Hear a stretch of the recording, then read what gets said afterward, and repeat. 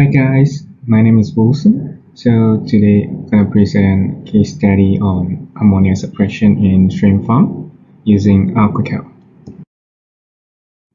So first we're going to talk about nitrogen cycle. So which we all know that in aquaculture farm mostly ammonia is come from the protein in the feed. So ammonium nitrate is one of the biggest concerns for aquaculture industry. And in a standard pond, ammonium nitrate is produced as part of digestion as well as nitrogen cycle.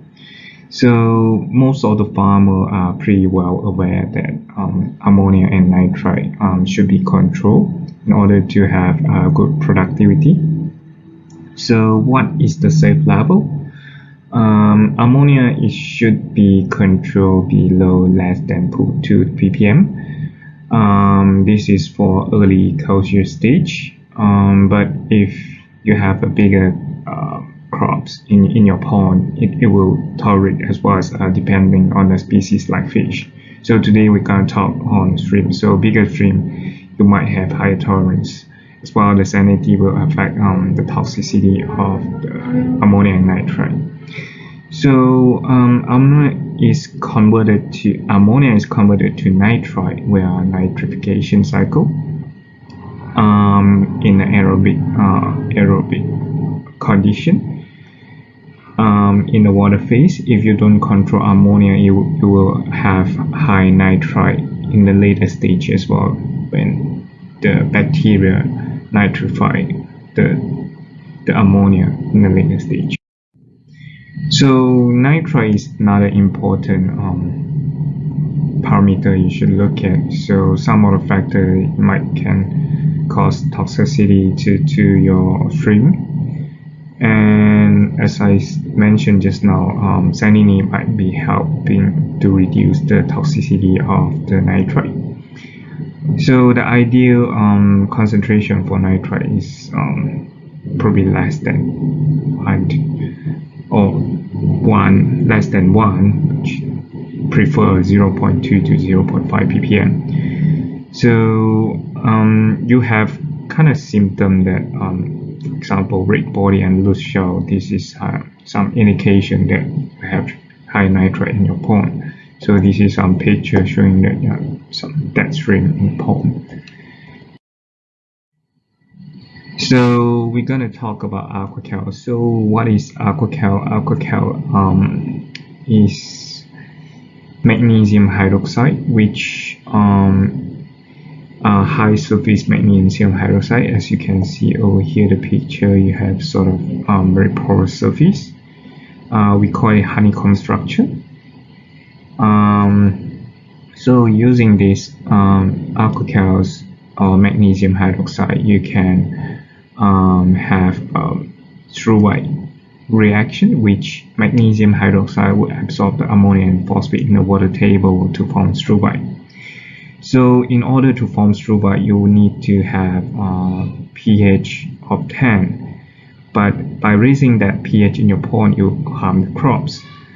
But using AquaCal, we have high surface pH without need to raise the pond pH until 10. So you can form Struve on our surface particle, as you can see over here.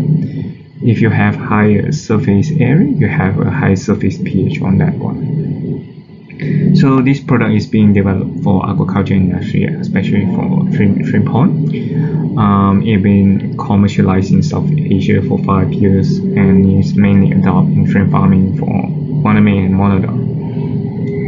So it's also being used in earthen pond, liner pond, concrete from stocking density to 80 to 200 pieces per meter square. So this is some as we talk about today's topic. So it's case study. So we're going to talk about grow up result in Vietnam. So this objective for this trial is actually to improve the shrimp growth as well as performance and control the water quality without the sludge drainage. Is quite impossible in certain aquaculture industry. So the culture condition is just to 60 meter cube of round plastic lined tank. The culture species is Waname. Both have 7,500 PL10, which is around 150 pieces per meter square of stocking density. So the trial time is around 70 days. As you can see in the picture, so this is the two trial tanks we have over in Vietnam. So this is some of the data we have, which the feed volume against the total ammonia nitrogen. So as you can see, as the feeding increases, the ammonia suppression is pretty good, except that in the middle stage we have some peak over here, which we slow, kind of delay on detecting that we short of our dosage, and after that we increase our dosage with the increasing feed volume, we're able to suppress the ammonia.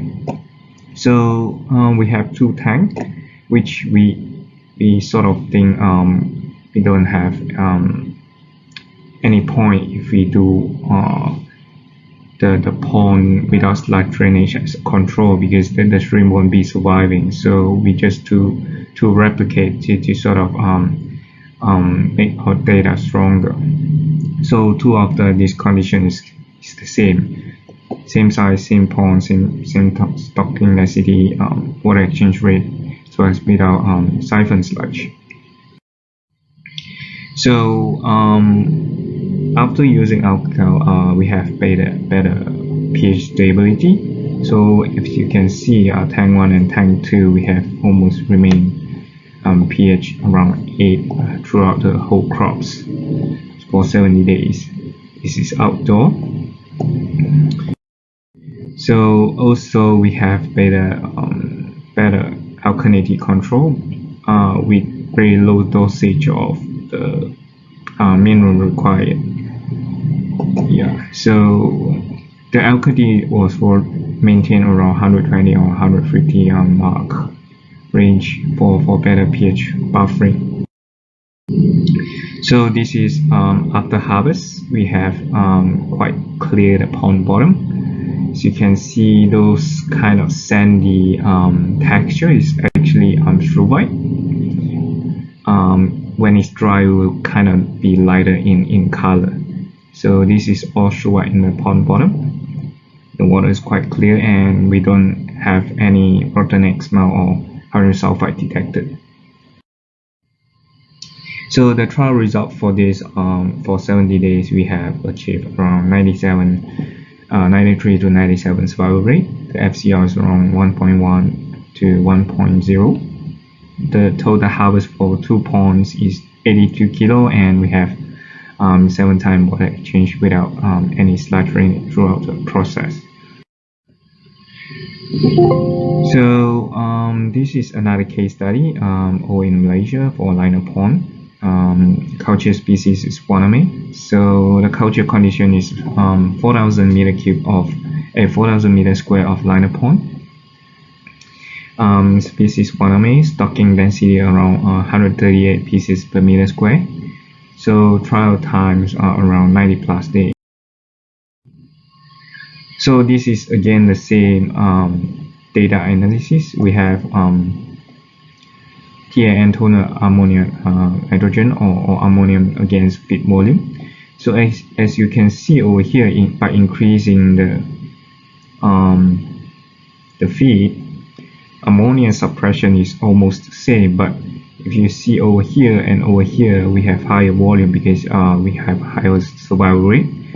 So that's why we have higher feed volume over here. So but the ammonia suppression is almost the same. So this is pond 19 without alcohol.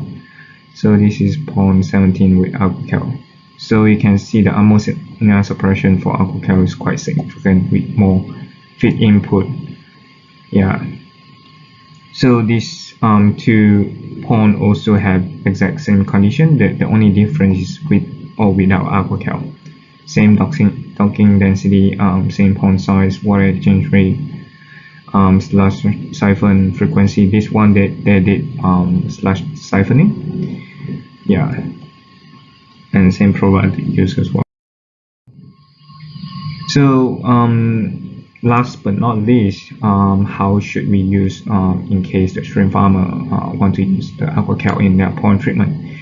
So this is some of the prepare for procedures. So first you have to dry out your pond until the cracking occurs, and then fill with seawater, and then you have to sanitize your water with chlorine or other disinfectant, like for example potassium permanganate or hydrogen chloride, yeah, whichever you guys using. So leave it for 2 days. So this is the purpose for the chlorine residue to not to stay in the water. In the later stage, you need to stop PL so they wouldn't get this residue chlorine, which will kill them. So after that, you have to dose 20 ppm or AquaCal. This is sort of iron suppression. If you have earthen pond, you might have some iron in the pond. You can use AquaCal for iron suppression for this purpose, and this will increase your PL survival rate when you do the stocking. So after that, for ammonia suppression purpose, you can use continuous AquaCal in an initial 4 ppm per week, and you can, if you have organic load increases, you can raising up to 5 to 6 ppm. Yeah. So things to take note is, one, you have increased terrain in ammonia or nitrite. You can choose to do slash siphon as well as water exchange. If you have liner pond, it is recommended to add 1 ppm or dietary phosphate per week. This is to increase the further effectiveness of suppression in ammonia. So I think that's it for today. This is some of my reference. Okay, thank you.